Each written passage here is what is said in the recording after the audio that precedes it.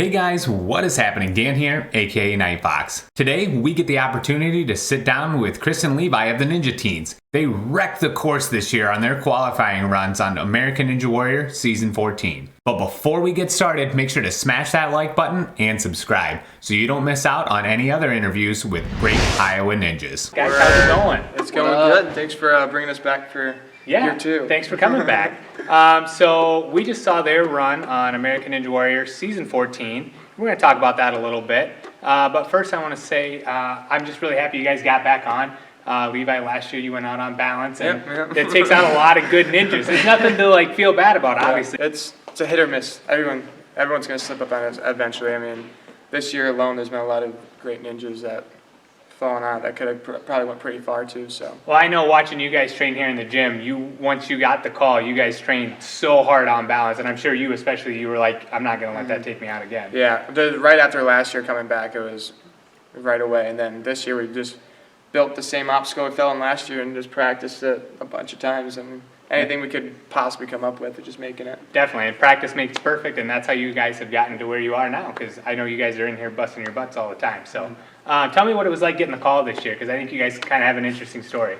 Well, it was before we had to work on some random day, and we were playing Fortnite it was me, Levi, and one of our buddies that Levi went to high school with. Yeah, shout out to Shane. And we were just playing, having a good old time, and he just decided to say randomly, wouldn't it be crazy if you guys got the call while we were playing? And about 20 minutes later, that's exactly what happened. Chris got the call first. He's like, we're playing, and I just hear Chris he's like, oh my God, it's a call. It's 818, which is the area code. I was freaking out because I could feel my watch vibrate, and I looked down quick, and I saw just the area code 818. That's the one you're supposed to look for. And I'm like, Levi, this is 818. I'm getting the call. And he's like, no way. And I throw my headset and just go answer the phone really quick. I tried to ask, keep on talking to him as he's saying that. So I'm like, Chris, are you serious right now? As we're playing stuff. And he doesn't have his headset on, so he's talking on the phone, and I didn't know what was going on. And he keeps like, that was it. And I also ended up clutching up and getting the... There you go. We got that was the biggest W. The biggest W was the Fortnite one, and then it was Chris called. And then after we got done with that game, we just decided to call it quits, get ready for work and stuff.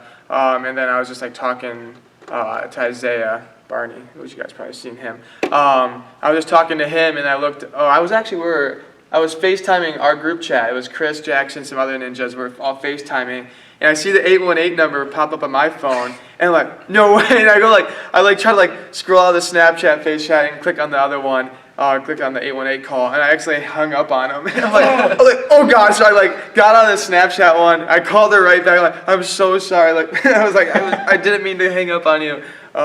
So yeah, and then I got the call too, and then it was within 20 minutes of each other, which is awesome. That's really cool. Yeah. So you guys get to go on again, and you fly down to San Antonio.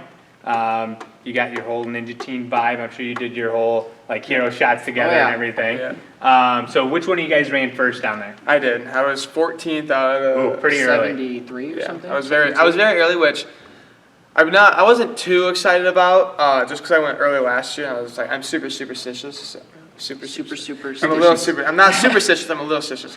But anyway, so I went early last year, which I was kind of in my head about and stuff like that. So I wasn't pumped about it, but I was I can get out of the way. I don't have to wait here all day and run 8 hours after I got here. So it was nice to just kind of get it done and out of the way with. Yeah, definitely. Take us through your run. You get up there, you get your 3, 2, 1 countdown, and what's going through your head as you're starting to go. I felt a lot better this year going into it. Just the experience after last year with all the lights and the stage and stuff like that.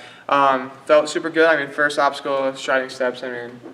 It's striding steps. It's always the first obstacle is always one of the scariest, just because you don't want to be that person. Yeah, and you're just so close to the water too. Yeah, it messes with your mind. Mm-hmm. Yeah, you could probably do it in your sleep, but then you're looking at the water and you you're can don't see mess the water up. ripples just right under you, and you're oh. It's if I make just one misstep, the season's gone. So it's still a lot of pressure and stuff, but it's just gotta go with it. Which last year did that one. This year we kind of had a similar obstacle of what we actually had last year too, because last year we had the double down, so you crank it up, slide down, crank it up, slide down. It was called roller coaster, so you slide down, lâché, slide down, bring the bar, and land in cradles. That was pretty fun. That was a cool obstacle. Yeah, I mean, I didn't really think it was that bad. I know a lot of people were overthinking it, but I mean, I feel like it was just. I feel like this year they made the obstacles a lot more technical than like years past. Mm-hmm. Like where years past, I feel like you could muscle your way through, but you had to have a lot of finesse. Yeah, I think that's just with like every sport, just like over the years, people are getting better and better. They're getting more dynamic moves. They're getting stronger, quicker, stuff like that. So obviously they can't have season 14 be the same obstacle as season 4. Definitely. Like everybody's gonna make it to the final stage. So Totally understandable. Yeah, definitely every year there's new obstacles coming in. They're gonna be a little harder and harder. But roller coaster was a fun obstacle. It was a quick hitter too, so you kind of got on and off it. And then split decision pops up again. We got burn rubber or log runner, which I fell on last year. So walking in, when we came into the building, you could see I could see burn rubber. I'm like, oh sweet, like that seems like a very doable obstacle. You just sprint across. Yep. They're rolling forwards, not sideways, so it's kind of like what I would expect. And as we get closer, I see log runners there. I'm like, oh god dang it. I was like, I'm gonna do burn rubber. I'm not gonna. It's gonna get in my head. I'm gonna end up messing me up. But we spent 3 months before, twice a week coming in here. We literally set the exact same obstacle up. Yeah. So like I had experience on it now. I knew what I felt last year. I knew what I did last year wrong. And that's what really sucks about going early is you don't get to see a lot of different people try different ones. Because if you run later in the night, you get to see every obstacle going through. Yep. So the people that I got to watch go through burn rubber, I think they were trying to bound through it more, and they weren't trying to sprint across it, which is what you want to do. So some of them ended up falling like right at the end and like hit the landing platform, fell back. So I was like, that's kind of scary. And so yeah, it was kind of a game time decision. I was practicing my steps and like kind of stepping it out, making sure I knew what I wanted to do. And as I got onto the starting platform, I was like, I have no idea what I'm going to do. So it was kind of, when I got there, I was like, you know what? I put in 3 months of work on this one. I'm just going to go with my gut and take the log runner. And it turned out good, made it past it. That's when I got super pumped and stuff. I was like, okay. Especially after having fallen on that exact obstacle the year before. So yeah, that went super good, and then after that, I felt a lot more in my house, more confident with like all the upper body movement stuff. Definitely. And then the next obstacle, kickboard, which was the new one this year.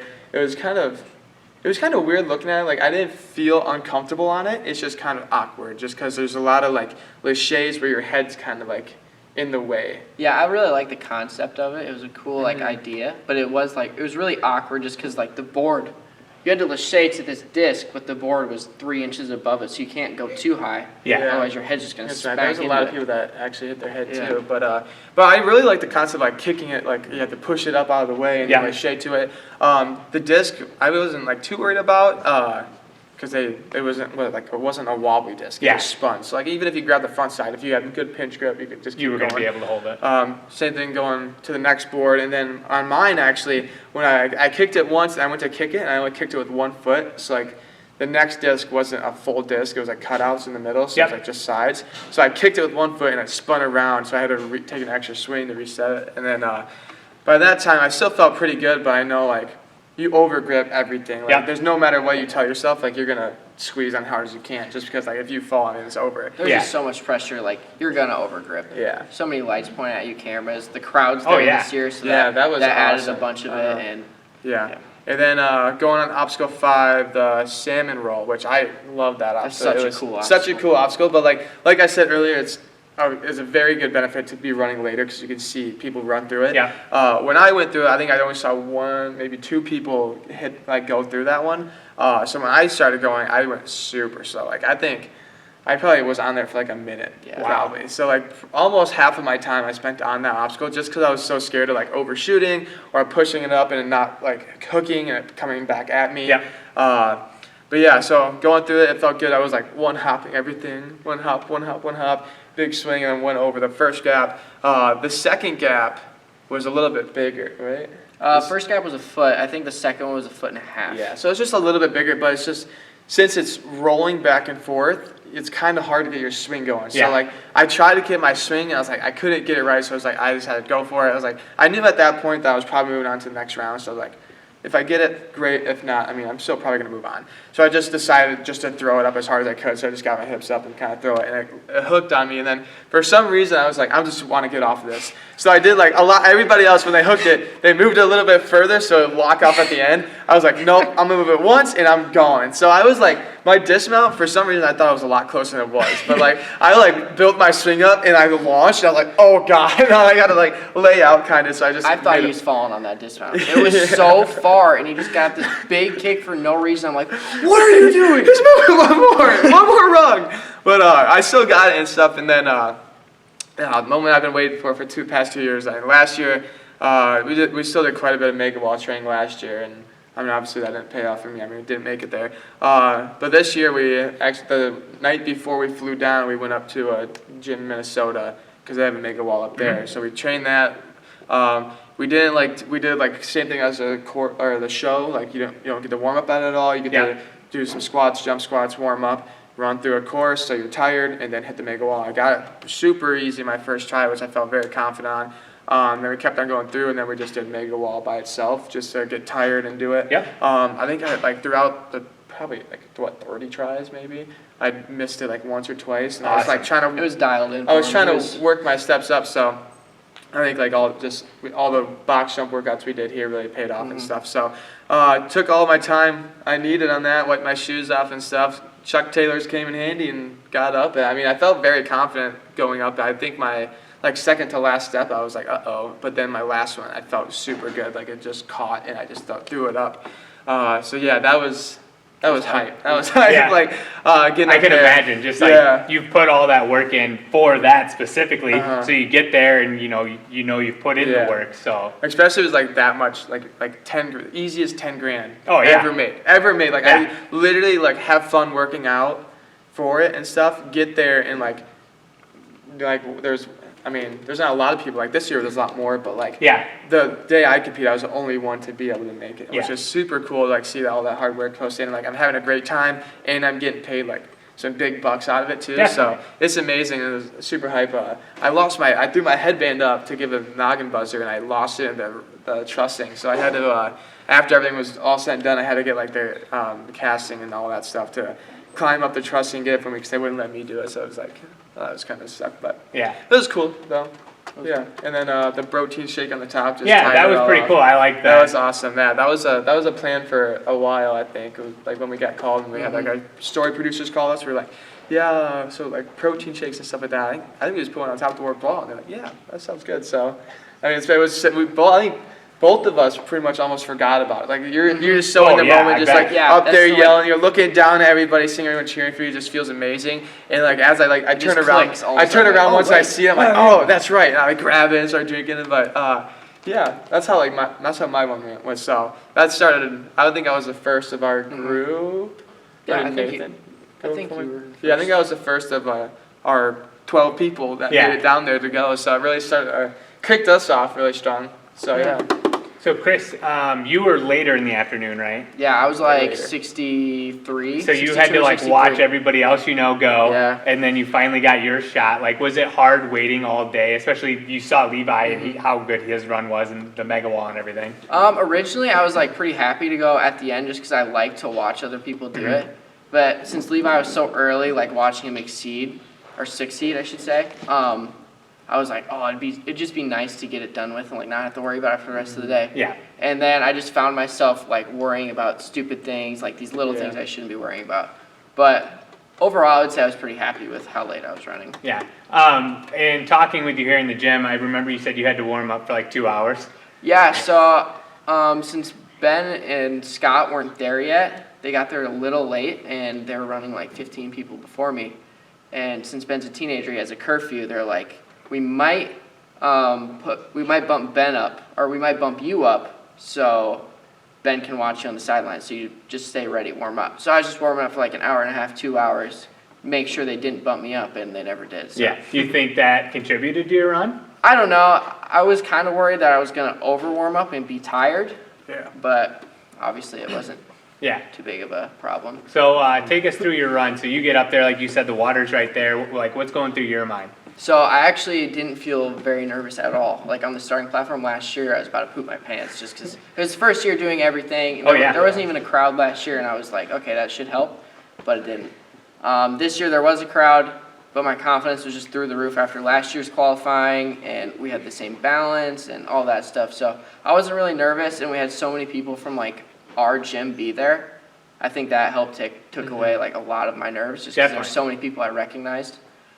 But yeah, starting platform, I was just, having my fun doing my thing, and then the beeps and the boops go through the shining steps pretty easy. The rope was a lot slicker than I remember it being from last year. You really had to squeeze on it. I panicked for a second, grabbing that rope, and I could feel my hands just slowly slipping down. I get off it, I'm like, what the heck? I shook it off and just hop right into the next obstacle, which is roller coaster. And like Levi said, that's pretty similar to last year's. Same motions where you just kind of let the bar go in front of you, get your hips back, and it should just take you right to the next one. Definitely.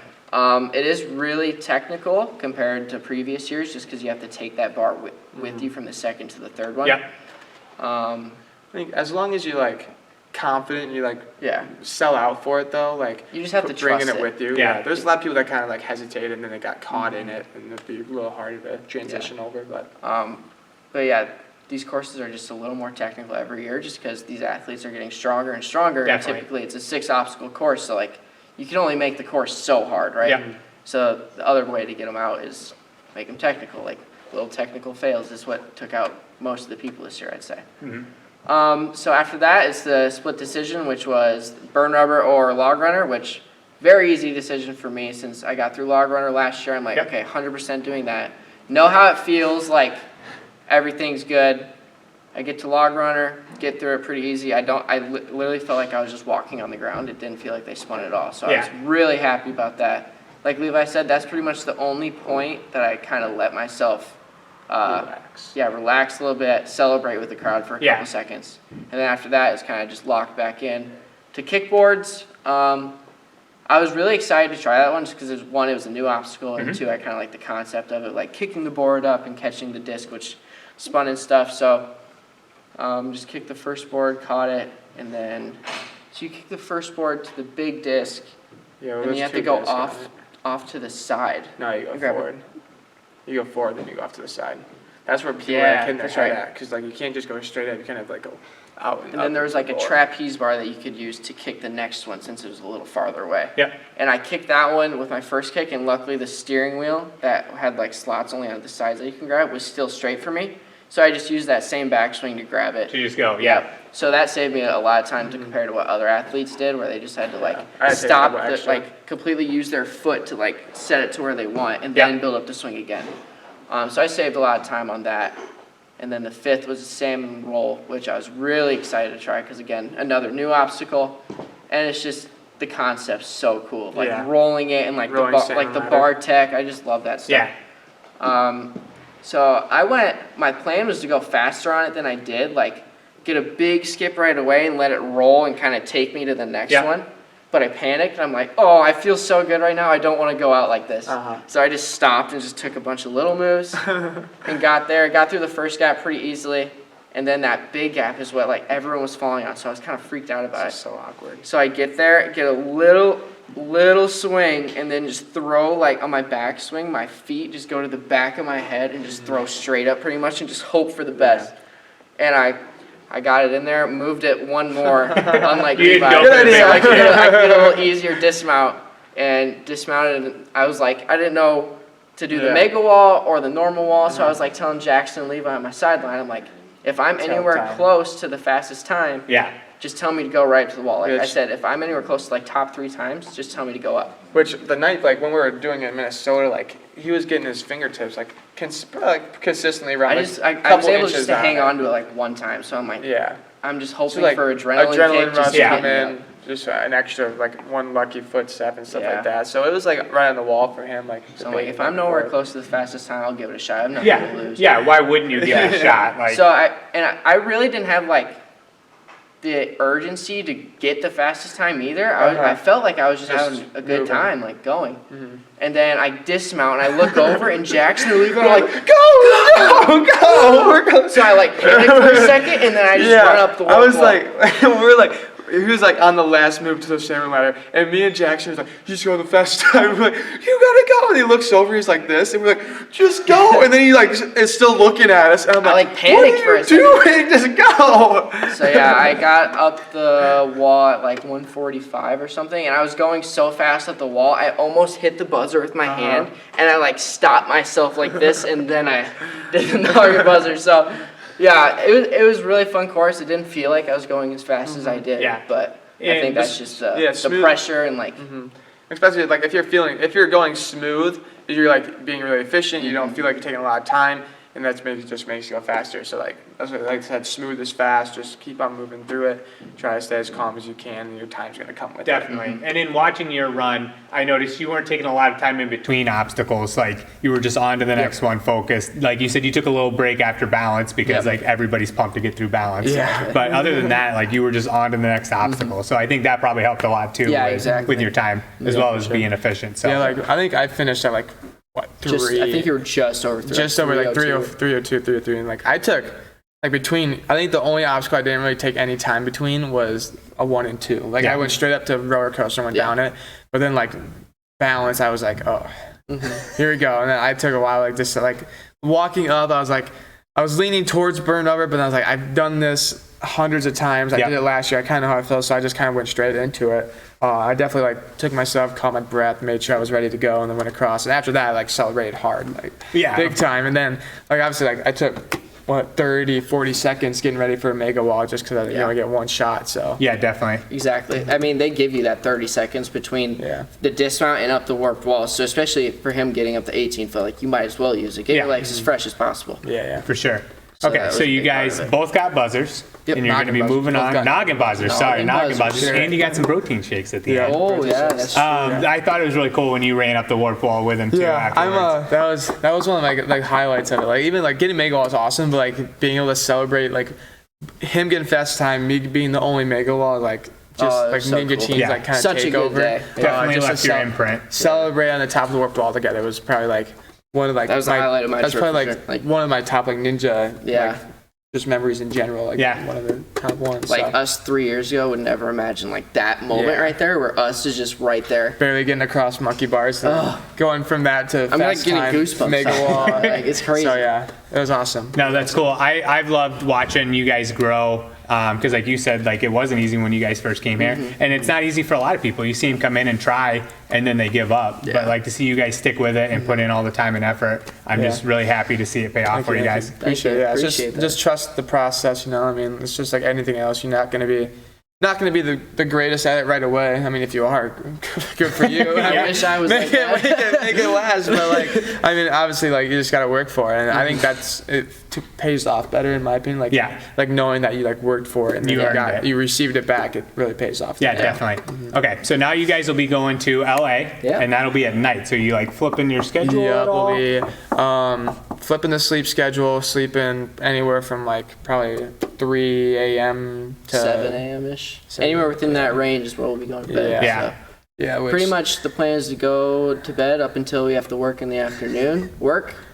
Go home for a couple hours and eat food, come back and train. Back and train at like midnight, 1 a.m. And then go watch film. Pretty much. So find any reason to stay up, kind of thing. Tough to work around. Like that's what people like don't like really see either. Like behind the scenes stuff like that. Like trying to work around. Like just like a sleep schedule in general, flipping it over, it's not the easiest. Like food is different because you're waking up and going to sleep different. Like when you start off, work schedule, like I mean, it's tough. It's tough, and then like especially like just like social life in general. Like that's exactly what I was gonna say. And maintaining like that social life is it's really hard. With people outside, like obviously like me and Chris were with each other, like me and Jackson, twins, stuff like that. But like me and Bailey, like. We're not gonna be able to see each other if I'm sleeping during the day and she's sleeping during the night when I'm up and stuff. So, I mean, it's a struggle, but it all pays off, and then it's fun to be able to like live the moments with people. So. Definitely, and if you guys like didn't do that and you showed up to compete, like you wouldn't be at your peak because your body's not prepared for that. Yeah, that's the main reason we do it. Is to get our bodies used to that feeling of working out at 2 a.m. because we're more than likely going to be running the course at 3 a.m. Even later. So Awesome. Well, I'm really excited to see what you guys do out in LA, and I'm excited to see what you do moving forward, because I'm sure you guys will be on again. So. Thank you. Appreciate it. Thanks for your time. Yeah, thanks for having us. This is the Ninja Teens. I'll have links to all their socials down in the description. And like I said, I appreciate your guys' time. Yeah, Thank you. Thank you.